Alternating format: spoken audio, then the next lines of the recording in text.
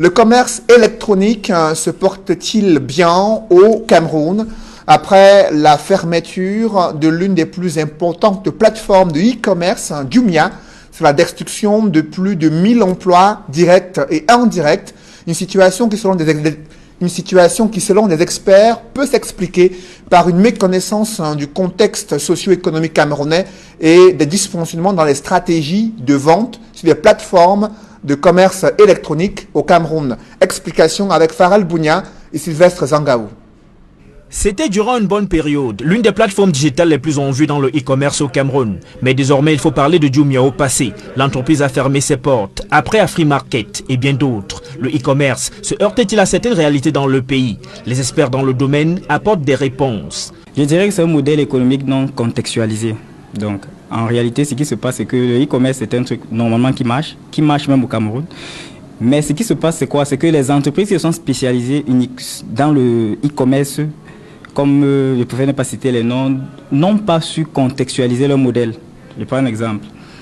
Nous, en Afrique, on sait qu'on aime acheter les produits moins chers, on aime acheter chez le fournisseur directement, on n'aime pas les intermédiaires. Alors, quand quelqu'un vient se placer comme intermédiaire et ajoute les coûts, contextuellement parlant, on ne supporte pas ça. Donc, en réalité, il faudrait contextualiser. Et tant qu'on ne pense pas à la contextualisation, ça ne va jamais marcher. Il y a donc un problème de contextualisation, mais aussi de confiance entre le fournisseur et le client. En réalité, ce qui se passe, c'est que je n'ai pas besoin d'observer une entreprise et voir ses investissements quand je vois que ses clients sont en train de se plaindre chaque jour.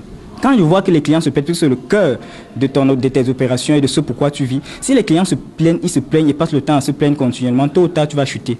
Et qu'est-ce que les clients disent? Inadéquation parfois avec les photos, problème au niveau de la livraison. Il y a un qui me disait ce matin via LinkedIn qu'il a commandé un produit. Quand le produit est venu, c'était usé, il n'était pas satisfait, il était déjà mécontent, il ne voulait plus rien. Comment est-ce qu'on peut se lever et on peut livrer un produit, sachant qu'on sait que le produit a déjà des failles? Ça, c'est un peu ces petits problèmes. Et c'est pour ça que le Camerounais ne va jamais être content d'acheter un produit qu'il n'a pas vu. C'est connu. Le e-commerce est-il pour autant mort au Cameroun? Non, affirment les experts qui donnent des orientations pour rectifier le tir. Il suffit de copier ceux qui réussissent à s'en sortir sur Facebook. Qu'est-ce qu'ils font?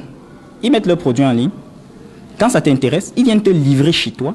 Si c'est bon pour toi, tu payes. Si ce n'est pas bon pour toi, ils rentrent et tu n'as rien perdu. Un biscuit coûte 20 chers, c'est la femme de Colboss. Quand tu es en ligne, toi tu me mets le biscuit de 100 francs. Si on donne cette possibilité au client de causer avec l'acheteur, d'échanger, de négocier, c'est-à-dire qu'on contextualise, on prend ce qui est fait et on contextualise, on remet ça en ligne, il n'y aura aucun problème. Je vois un produit qui m'intéresse, dès qu'il met 2500, je dis par exemple que j'ai 2000. Et la négociation continue jusqu'à ce qu'on vienne me livrer le produit chez moi et je paye. 1400 entreprises ont jeté leur dévolu sur le commerce électronique au Cameroun, selon des chiffres de l'Institut national de la statistique publiés en mai 2019. Ça fait donc une en moins, celle d'ailleurs qui était considérée comme l'une des plus imposantes du secteur. La majorité de ces PME ou start-up appartiennent à des débutants avec de petits budgets.